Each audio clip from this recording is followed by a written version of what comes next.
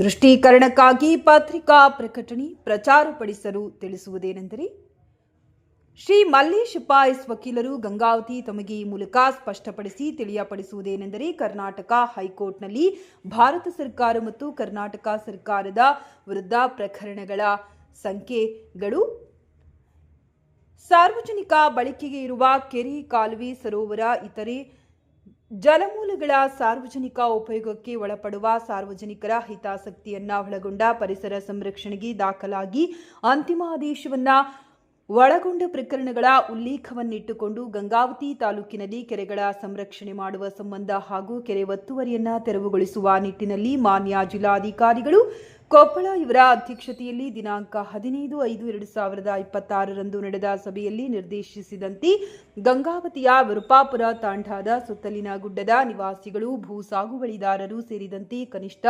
230 ಕುಟುಂಬಗಳಿಗೆ ಕೆರೆ ಒತ್ತುವರಿಯನ್ನ ತೆರವುಗೊಳಿಸುವ ಬಗ್ಗೆ ನೋಟಿಸ್ಗಳನ್ನು ನೀಡಿರುತ್ತಾರೆ.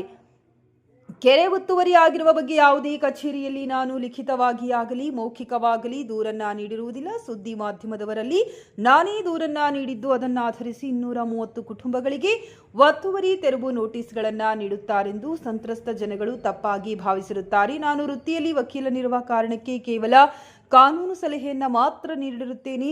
ಈ ತೆರವು ಪ್ರಕರಣಕ್ಕೂ ನೋಟಿಸ್ಗೂ ನನಗೂ ಯಾವುದೇ ಸಂಬಂಧವಿರುವುದಿಲ್ಲ. ಈ ಮೂಲಕ ತಮ್ಮಲ್ಲಿ ಸ್ಪಷ್ಟೀಕರಣವನ್ನ ನೀಡುತ್ತಿದ್ದೇನೆ ಎಂದು ತಿಳಿಸಿದರು.